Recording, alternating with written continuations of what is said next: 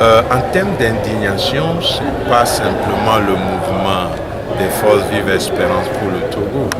La preuve, à cette conférence de presse, il y a plusieurs autres organisations de la société civile, des partis politiques et des citoyens tout court. Et plusieurs organisations des droits de l'homme dans notre pays reconnaissent que la liberté de manifester pacifiquement est en train d'être grignotée, si vous permettez cette expression.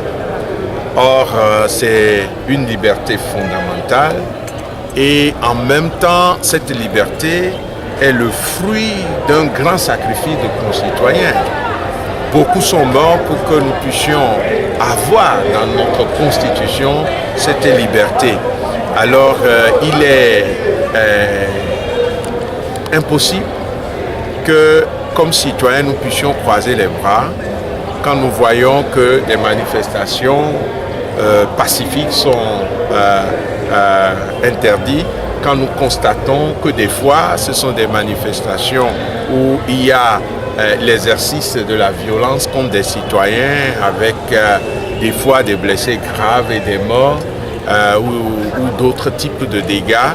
Et nous avons pensé que nous devons quand même alerter parce que une des missions des différentes organisations de la société civile, mais de façon particulière à Espérance pour le Togo, c'est justement la mission de veille citoyenne. Et donc, si nous sommes en contexte de veille citoyenne, nous devons alerter les autorités, alerter la communauté nationale et internationale, dire attention, il y a quelque chose qui se passe, ça n'a l'air de rien, mais si on se tait, si nous croisons les bras, ça risque de ne pas être profitable pour les citoyens que nous sommes. Et ce que nous faisons là n'est pas spécifique pour le Togo. Tout pouvoir qui ne rencontre pas vraiment l'expression de ceux qui sont gouvernés ou de ceux qui ont donné mandat a tendance à abuser. Ce n'est pas spécifique au Togo. Le pouvoir est ainsi. Alors, nous sommes dans la vigilance, dans la veille citoyenne pour que cette liberté ne soit pas vraiment bafouée. Tout le monde sait que cette liberté est aussi en lien avec le développement durable. Aucun peuple ne peut se développer si c'est ceux qui ont le droit de parler, ceux qui ont le droit de manifester, c'est ceux qui incarnent le pouvoir. Chaque citoyen doit pouvoir dire ce qu'il pense, dire cela librement, manifester cela publiquement, son accord ou son désaccord, pour que vraiment la question du développement puisse tenir. On ne peut pas séparer la nécessité de la protection des libertés, notamment la liberté de manifester, des conditions pour un développement durable. D'ailleurs, il y a des documents autour des ODD qui mettent un peu tous ensemble. Je ne sais plus si c'est le numéro 16, mais on peut faire un peu de recherche sur le sujet. Et pour terminer, cette journée voudrait nous mettre en situation de mémoire. Parce qu'il y a beaucoup de Togolais qui sont sortis simplement pour manifester de façon pacifique et qui ont laissé leur vie. Parmi eux, il y a des enfants aussi, des mineurs. Donc, j'ai eu à dire par le passé que quand un peuple va jusqu'à briser la vie des innocentes personnes que sont les enfants, ce peuple s'expose vraiment à une autodestruction. Parce que dans toutes les sociétés, on protège toujours l'enfant. L'enfant, c'est un trésor, c'est une valeur. Alors, nous voulions aussi à travers cette marche alerter sur le fait que beaucoup de ces situations d'abus, où il y a eu des enquêtes qui ont été annoncées, mais cela n'a jamais abouti. Donc il est important pour la mémoire de ces enfants, de ces concitoyens, que l'autorité compétente puisse rendre public les résultats des enquêtes et que nous ne soyons pas dans l'impunité.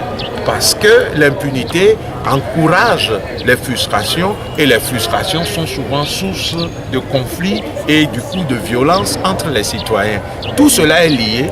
La question du développement n'est pas séparée de la protection, de la promotion des libertés, dont celle de manifestation. Nous ne faisons pas nécessairement ce lien, mais si vous tenez à faire le lien, la dimension significative doit se trouver dans le fait que les élections locales, les citoyens aimeraient que ce soit effectivement des moments où la vérité des urnes s'impose et que les citoyens qui vont participer à cette marche sont en train de rappeler que ceux qu'ils vont élire, ceux à qui ils vont donner mandat, ne feront pas des communes ce qu'ils veulent.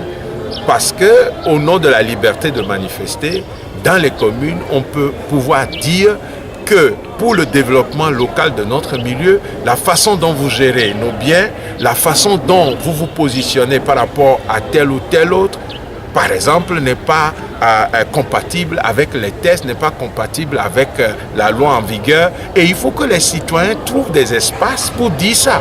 Mais si chaque fois que quelqu'un doit parler, non seulement il doit avoir peur, mais effectivement on peut lui faire mal, nous allons faire des élections, mais on va faire des maires, on va faire des conseils municipaux qui sont tout puissants, comme on le voit dans certaines villes du Togo déjà, où une personne est tellement puissante que quand elle parle, personne ne parle plus. Et donc vous êtes Togolais, vous savez de quoi je veux parler.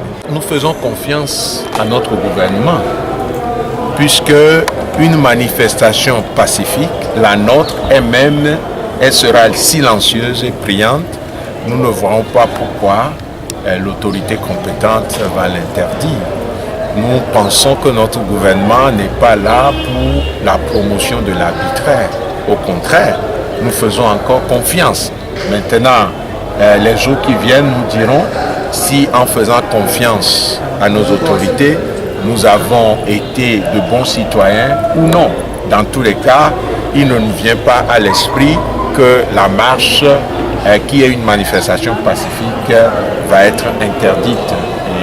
Nous ne l'envisageons pas sous ce angle parce que nous ne sommes pas des délinquants, nous ne sommes pas en situation de violence, c'est une marche pacifique.